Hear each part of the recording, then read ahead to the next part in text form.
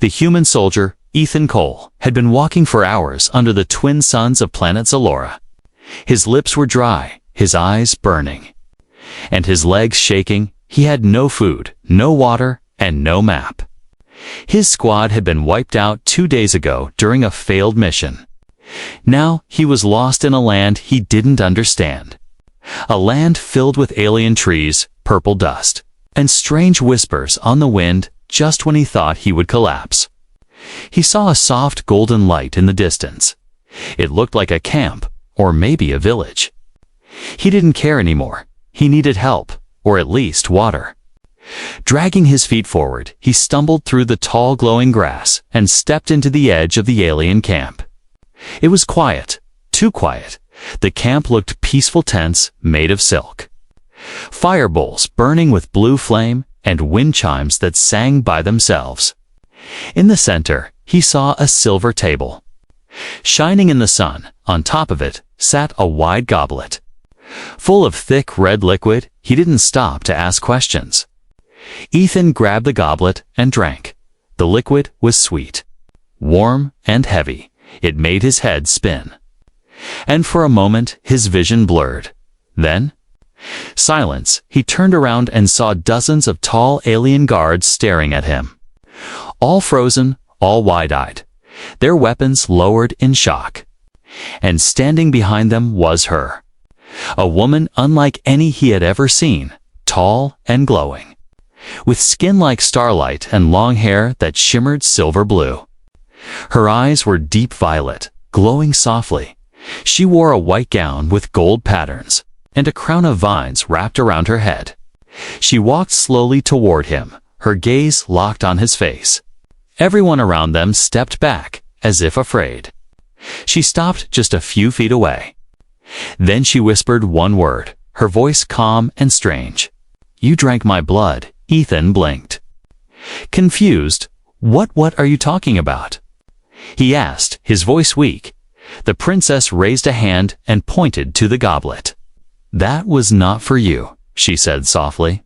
"It was a sacred vessel. For the bonding ritual." He looked at the cup in his hand, then back at her. "I didn't know," he stammered. "I was just thirsty." The guards started whispering to each other, fear and confusion spreading like wildfire. But the princess only stepped closer. "Do you know what you've done, human?" she said, her voice trembling slightly. "You are now bonded to me for life." Ethan stared at her, stunned. "What do you mean, bonded?" he asked. "I don't even know you." The princess closed her eyes, took a deep breath, and opened them again. "There is a law in my people's blood," she said. "If someone drinks from the sacred cup, filled with the royal blood of the air, the bond is sealed. You are now my life mate." Ethan repeated, nearly choking on the word. "I didn't agree to that." She nodded slowly. "Neither did I," she said, "but the blood chose you. And now we are connected. Your life is tied to mine, and mine to yours. If one dies, the other follows." The sky above them seemed to darken, even though the sun still shone. The air grew heavy, and the camp grew quiet. Even the wind stopped, as if the planet itself was listening. Ethan's hands shook as he placed the goblet back on the table. "I didn't mean to do this," he whispered. "I was just trying to survive." The princess stepped even closer, her face now only inches from his. "And now you will," she said, "but not as a stranger. You will survive as my bonded, by ancient law. You now belong to the royal house of Zylara." A guard stepped forward.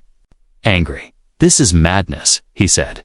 "He's an outsider, a human, not worthy of the bond." But the princess raised her hand. Silencing him. "It is done," she said firmly. "The blood has chosen." Ethan looked around, unsure whether to run or kneel. His head ached, his heart pounded, and his skin felt warm. He didn't believe in magic or fate. But something inside him had changed. He could feel her heartbeat in his chest. He could feel her pain, her fear, her strength. And she could feel his Ethan sat on a smooth stone bench inside the royal tent. His hands were shaking, his mind spinning around him. Alien servants moved quietly, placing strange fruits on silver plates and lighting blue candles that filled the air with a soft, sweet smell, but none of that mattered to him. He was still trying to understand what had just happened. The alien princess, her name was Elastid, by the entrance. Watching him, her glowing violet eyes never looked away. She seemed calm, as if she had already accepted what he couldn't. "I didn't mean to bond with you," Ethan said again, his voice barely above a whisper. "I didn't even know what that cup was." "I know," Ayla replied, her voice soft but firm. "The blood doesn't care about what we mean. It only listens to what we do." Ethan rubbed his temples. "This is insane," he muttered. "I'm just a soldier from Earth, a nobody. Why would your sacred bond choose me?" Ayla walked closer, her steps silent on the smooth floor. She sat across from him, folding her hands in her lap. "I don't know," she admitted, "but the bond has never made a mistake before. It's ancient, older than memory. It chooses not with logic, but with something deeper." Before Ethan could respond, the tent flap opened. 2 armored aliens stepped inside, tall and sharp-eyed. They were not guards, they were warriors. And they did not look pleased. "Princess Ala," one of them said. Bowing slightly, "I am Saran, first of the Blood Guard. We demand to test the human." Ethan stood up, confused. "Test me?" He asked. "Test me for what?" "To see if you're worthy of the bond," Saran replied coldly. "Because, if you're not, the bond must be broken." Ayla stood as well, her expression darkening. "You know what breaking the bond means?" she said quietly. "If we sever it, we both die." Saran's jaw tightened. "Then it is your duty to die for your people. If the bond is false," Ethan stepped back. Heart racing. "Whoa, hold on," he said. "You're saying I have to prove I'm worthy, or you'll kill both of us." The second warrior, a woman with sharp silver markings on her skin, nodded. "That is the law," she said. "But there is one way to prove yourself.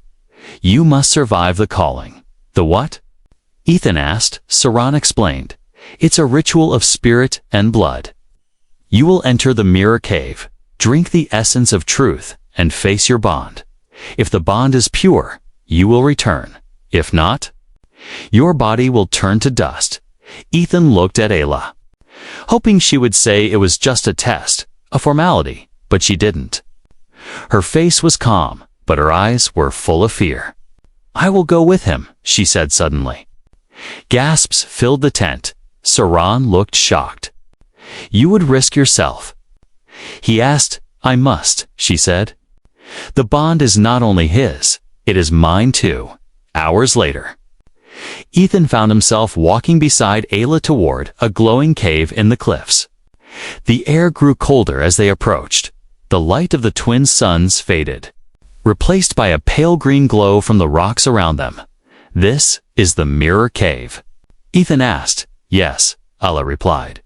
"It shows not what others see, but what you truly are. If we lie to ourselves, the cave will destroy us." They stepped inside instantly. A strange chill crawled across Ethan's skin. The walls pulsed softly like breathing flesh. In the center of the chamber stood a stone basin, filled with a glowing silver liquid. Ethan looked at it, then at Ayla. She nodded. He bent down, cupped his hands, and drank. The taste was sharp, bitter, and electric. Then came the visions. He saw flashes of his failures, his regrets, the people he lost.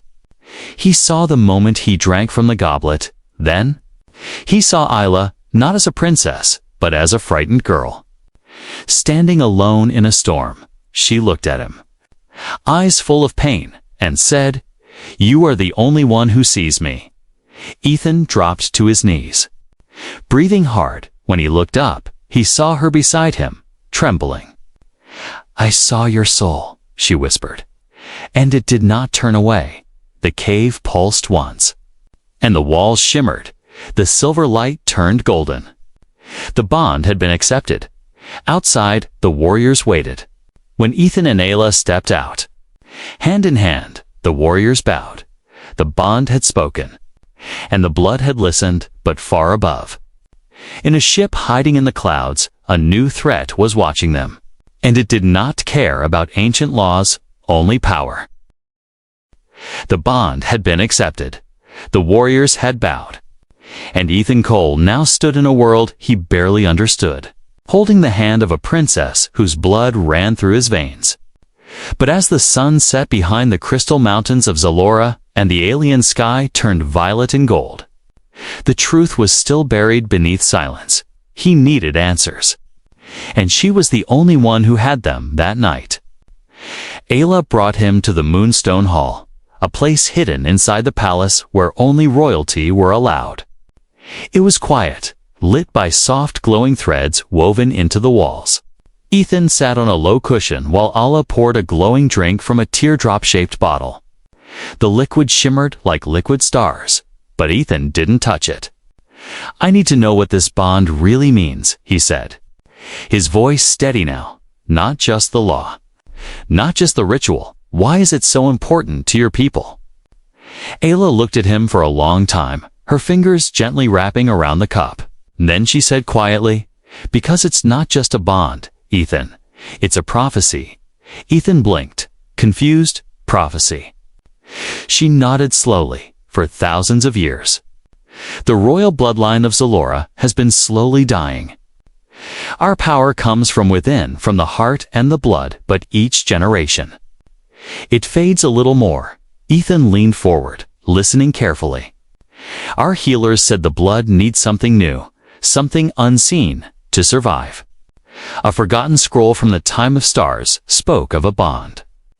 A union, not between royals, but between worlds. Ethan's heart thudded. "You mean?" "A bond between a royal and a human." "Yes," she whispered. It was said the bond would awaken the sleeping strength, but no one believed it. Until you drank from the cup, Ethan looked down at his hands. He didn't feel stronger. He didn't feel like some chosen one. He felt like a man who had made a mistake and was now in too deep. "You could have stopped me," he said suddenly. "You could have warned me before I drank it." Ayla lowered her eyes. "I saw you from the moment you stumbled into the camp," she said softly. "Lost, alone, near death. But your eyes held something I hadn't seen in years. Hope, even when you were broken. Your spirit burned like fire." She stood and walked to a circular window, the moon's rising behind her. "I didn't stop you because a part of me wanted it to be you," she said. "I've seen the suitors from noble houses, cold and hungry for power. They speak words but never feel anything. But you, your soul shouted, even when your mouth was silent."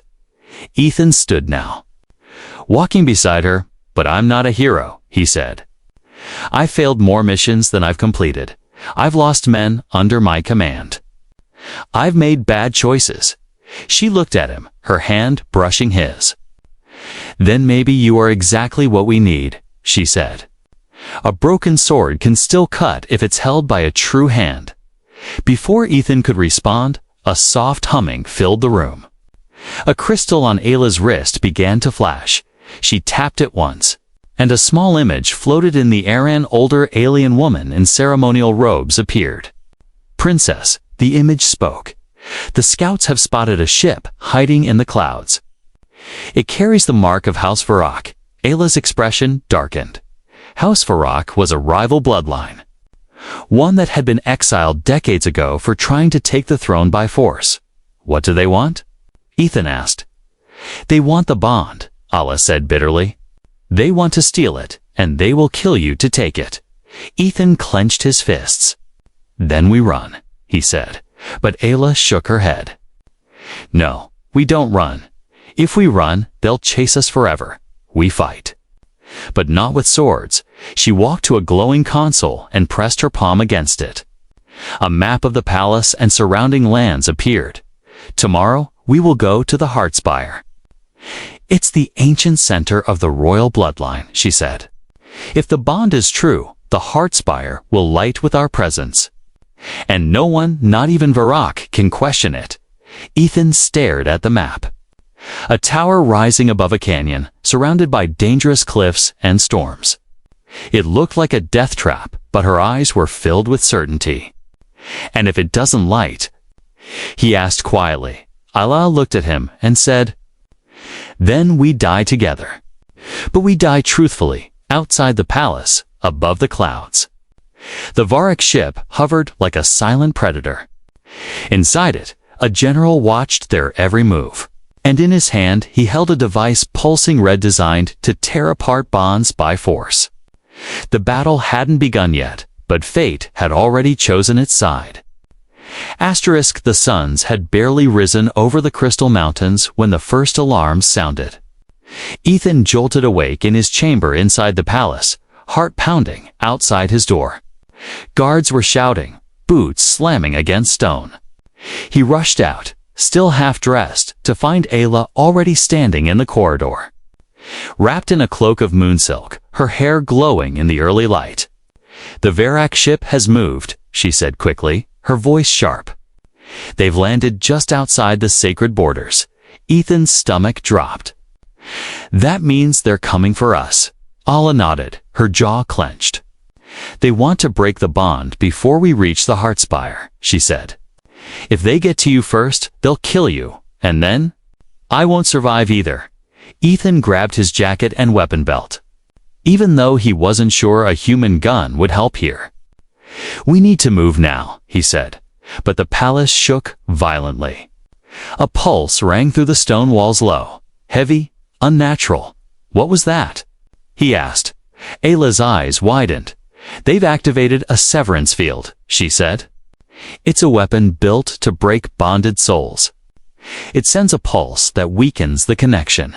Piece by piece, Ethan touched his chest. He already felt it, his heart thudding irregularly. A strange cold spreading through his veins. The warmth he had felt from Ayla's presence now flickered like a dying flame. We won't survive another pulse, she said, grabbing his hand. We have to escape the palace and get to the Heart Spire now. They sprinted down the long corridors, past confused servants and frightened guards. The palace was crumbling from the inside, walls cracking, power flickering, symbols on the floor dimming outside. A sleek black shuttle waited in the garden, its engines already humming. Saran, the Blood Guard captain, stood beside it. Holding a long spear of charged crystal, you must go, he said firmly. The Varrock troops are already breaking through the southern gates. Allah touched his shoulder. You will hold them. Saran nodded once. With my life. The shuttle lifted off as the garden exploded behind them. Varrock soldiers spilled through the fire, their armor shining black and red. Their eyes hidden behind full helms. They fired pulses of dark energy. But the shuttle broke through the sky just in time. Inside, Ethan tried to catch his breath, but he couldn't stop shaking. His bond was weakening fast. Allah knelt in front of him, placing both hands on his cheeks. Breathe with me, she whispered. Inhale. Now exhale. He followed her rhythm, slowly, his pulse steadied, and the cold in his chest eased slightly. I'm still here, she said gently. But the next pulse might tear us apart. The pilot, a young alien girl with orange-tinted skin, shouted from the front, Heart Spire in range. But Varrock drones are approaching fast. We can't outrun them in this craft. Ayla looked at Ethan. Then turned to the pilot, fly straight into the canyon. Low and fast. If they follow, they risk crashing. Ethan moved to the window and saw the Heart Spire ahead. It was a massive tower carved into a jagged cliff, rising above storm clouds and glowing veins of energy. But between them and the tower was a narrow canyon filled with razor-sharp rocks and windstorms. The shuttle dove engine screaming, Ethan gripped the seat until his knuckles turned white. Behind them, Varric drones chased like shadows, sleek and deadly. One fired a missile. The explosion rocked the shuttle. Tearing off a stabilizer wing, we're hit. The pilot cried. We'll make it, Ayla said. Her voice fierce. I'll guide us. She placed her hand on the console, her veins glowing with bond light. The ship responded, tilting sharply, weaving between canyon spikes. They were almost there, Heartspire, rising like a giant in the mist. Suddenly, a massive black cruiser appeared overhead. It was the Varrock command ship, and it was blocking the path. They knew we'd come here, Ethan whispered. They want to end it here. Now, a voice boomed from the cruiser. Projected into the air, return the bonded pair, or die. We do not recognize your ritual. We do not believe in your prophecy. Ayla stood tall inside the shuttle, eyes glowing like twin stars. Then come take us, she whispered. To the end, the pilot pulled the final lever and the shuttle shot upward, straight through a narrow gap in the cliff face and landed hard on the edge of the Heartspire platform. The doors opened and Ethan and Ayla stumbled out.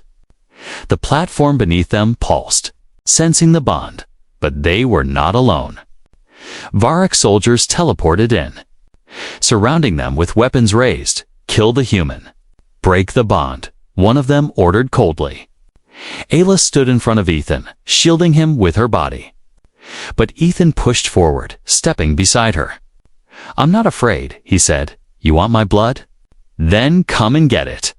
The wind roared, the tower trembled, and deep beneath their feet, the Heartspire awakened. The platform beneath Ethan's boots began to glow. Faint at first, like flickers of dying fire. But then the light deepened, burning gold. Then white-hot the Heartspire had awakened.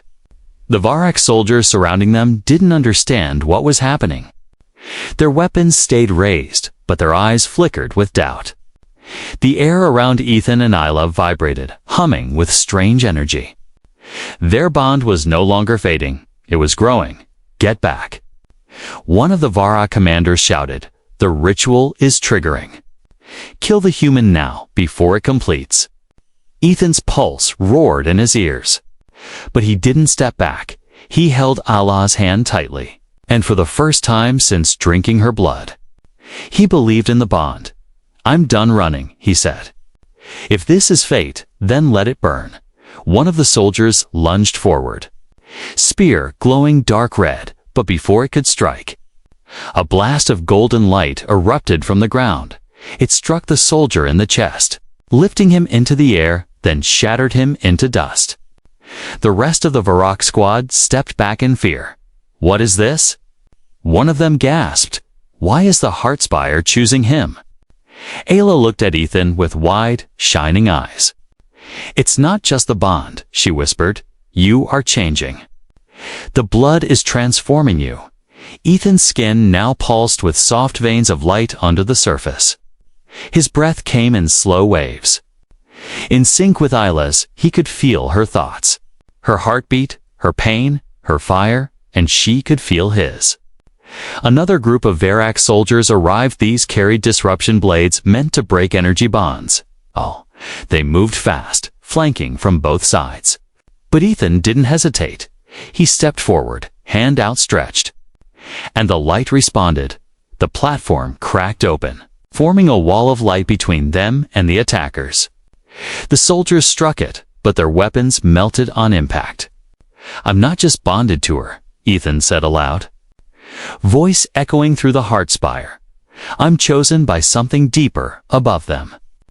The black Varrock cruiser sent a message across the sky. A deep, rumbling voice full of hate. If the Heartspire has chosen you, then we will destroy the spire itself. A massive beam formed under the ship. Charging with crimson energy, they were going to blast the entire mountaintop. We have to stop that weapon. Ayla shouted. Ethan looked up, then toward the glowing crystal core of the Heartspire. What happens if we give the bond everything? He asked. Ayla's breath caught. No one's ever done it. It could kill us, or it could save everyone, Ethan said. They joined hands again. and together they stepped into the center ring of the platform. The bond between them surged. Light spiraled upward. Wrapping them in golden threads of raw energy, the sky grew darker, the air thicker. And then silence. Time slowed in that silence. Ethan saw a vision: Zalora in flames. Ayla dying, his own body turning to ash. But beneath it, another vision rose, of Allah smiling. Of their hands joined over new life. Of Zalora healed and shining, he made his choice. "I give it all," he said, and so did she. "I give it all." The heart spire exploded in light. A column of energy launched upward. Slicing through the clouds and striking the Varak cruiser, the ship trembled, then cracked in half. A wave of golden fire spread across the sky, wiping out all hostile drones. Burning their machines into dust, the platform shook. And both Ethan and Ayla collapsed together. Smoke rose from their skin. Their bodies glowing like burning coals, but they were alive. The Varak soldiers that had survived dropped their weapons and fell to their knees. They had seen what no one had ever seen before.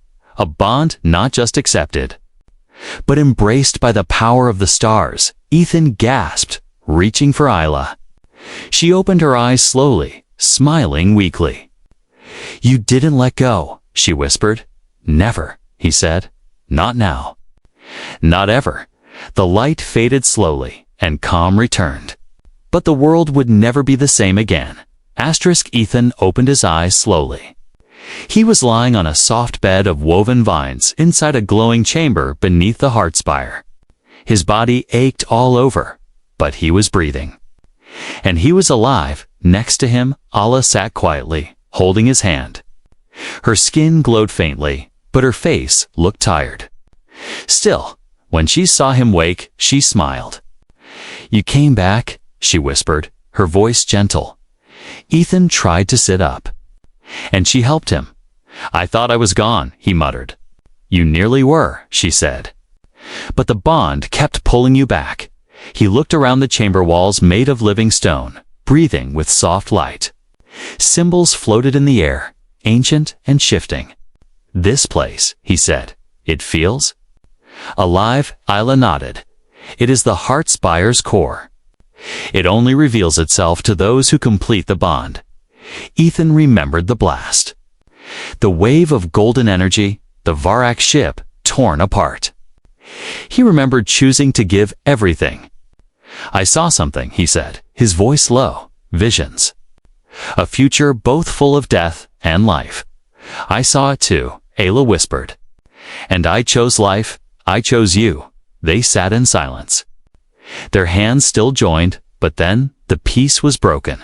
A hologram appeared in the center of the chamber. It was Saran, the Bloodguard captain. His face grim. "Princess Ayla," he said. "The Council of Elders demands a trial. They claim the bond is dangerous. They say it must be tested. They want judgment." Ethan frowned. "We just saved everyone," he said. "Why would they want a trial?" Ayla stood slowly, her face calm but her eyes heavy. "They fear what they don't understand," she said. "An outsider, a human, now bonded to royal blood. To them, that breaks every tradition." "Then we tell them the truth," Ethan said.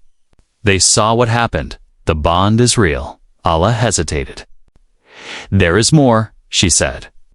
"The ritual wasn't just a bond, it awakened something ancient inside you." She walked to a mirror made of living crystal and touched it. Ethan saw his reflection and gasped. Faint glowing lines now traced across his chest and arms. Not tattoos, something deeper, like marks under his skin. "What is this?" he asked. "It's the royal fire," Ayla said softly. "The bond didn't just link us, it changed you. You carry part of Zalera's power now. The council would never allow that, a human with royal blood and power. It threatened their control." "They'll try to take it from me," Ethan said. Ayla turned to him. "They'll try to take you from me," she whispered. They left the heart spire in silence, escorted by neutral guards of the council. Back in the capital, the skies had turned cloudy. The people were confused, torn between fear and wonder.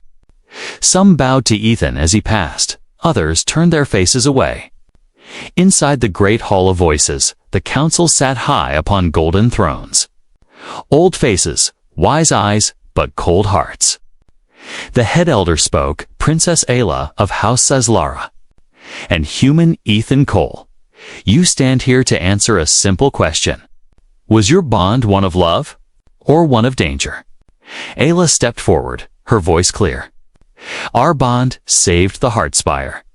It saved our people, but the elder raised a hand, and yet, it also broke ancient laws. Another elder spoke. This human now holds royal flame in his blood. If his heart turns, if his will breaks, he could destroy entire cities. Ethan stepped forward. I didn't ask for this, he said, but I didn't run from it either. I stood with Ayla when everyone else wanted to tear us apart. A pause. Then the final question. Would you choose the bond again? Silence fell in the hall. All eyes turned to Ayla. She looked at Ethan.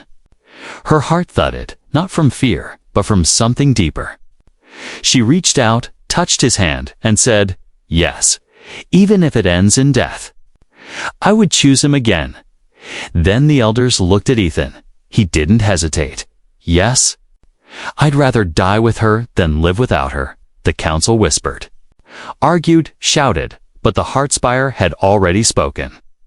And across the galaxy, in hidden corners, others had seen the fire rise. The prophecy was no longer a secret. It had begun. The verdict never came. The Council of Elders, once so firm and feared, had lost their power the moment Ethan and Ayla walked out of the Heartspire alive. No law, no rule, no ancient scroll could argue with what the planet itself had witnessed. The bond was real, and it had chosen them. But not everyone accepted it. Whispers turned to storms. Other kingdoms on distant moons feared what a bonded human and royal could become. Alliances cracked, empires shifted, and somewhere deep in the stars, war began to stir. Ethan stood at the edge of the royal balcony, watching the twin moons rise slowly into the night sky. He wore ceremonial armor, now lightweight but strong, etched with silver lines that matched the glowing marks beneath his skin. His fingers traced the edge of the railing as he waited for Ayla. She arrived silently, her gown flowing like starlight. Her hair braided with gold threads. For a moment, they didn't speak. They just looked out over the capital, still healing, still unsure. They want us to leave, Ethan said softly. Not because they hate us, but because they fear what will become. Ayla nodded. The stars have watched 1,000 kings, 1,000 queens, but never one like us behind them. A messenger arrived breathless, carrying a small crystal scroll. The outer colonies have declared their loyalty to you both, he said. They're calling you the bonded flame. Some are asking you to lead. Not just Sazlara, but the entire quadrant. Ethan blinked. Stunned. I'm not a king, he said. Ayla smiled. No, you're not, she replied. You're something new. Later that night, in the private garden beneath the palace, they sat beside the glowing roots of the tree of memory. Its soft white leaves whispered as they moved in the warm air. Ayla leaned her head against Ethan's shoulder. I used to dream of escaping this place, she whispered. When I was younger, I hated the palace. The rules, the loneliness. I wanted to fly across the stars, disappear into something unknown. Ethan smiled gently. I used to fix radios in a junkyard. He said, I never thought I'd leave Earth. Now I'm bonded to an alien princess and marked by cosmic fire. She laughed softly. I guess fate doesn't care what we expect. Silence settled between them, not heavy, but peaceful. And then Ethan asked, what if we do leave? Ayla looked up at him. Leave? He nodded. Not run, not hide, but go out there across the stars, not to rule, but to build something better. Her eyes lit with the soft fire of possibility. You mean? start over. Yes, he said, not a throne, not a crown. Just a home where bonds are chosen, not forced. Where people don't have to be afraid of what's different. Ayla stood slowly and reached into the air. A ship schematic floated in glowing lines before them. A long-range Star Dancer-class vessel, fast, strong. Designed for survival and diplomacy, we could build it in a month, she whispered. Less, if the people support us. Ethan took her hand. We don't need everyone, he said, just the ones brave enough to believe in something new. And they came. From every corner of Zalora and beyond, young engineers, old warriors, scholars, artists, outcasts, and dreamers. People who had seen what Ethan and Ayla had done, and wanted to be part of what they would do next. The ship was named the Vow, not for war, not for conquest, but for the promise the souls had made in blood, in fire, and in love. On the day of launch, the entire capital gathered. Even the council stood in silence. Not cheering, not resisting, just watching. As the engines hummed and the final lights turned green, Ethan looked at Ayla. Ready? He asked. She smiled. I've been ready since you drank from that cup. The ship lifted slowly. Light pouring from its wings, children cheered, elders wept. And the sky opened like a welcome. The stars had waited a long time for this. Inside the command deck, Ethan and Ayla stood side by side. Hands joined, hearts steady, not as ruler and consort, not as alien and human, but as bonded. They had been tested by fire, by tradition, by death itself. And they had chosen each other. Where they would go, no one knew.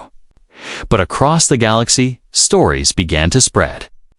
Of a human who drank royal blood, of a princess who chose love over law, of a bond that could not be broken, not by fear, not by war, not even by fate. The stars watched them rise, bound across stars forever.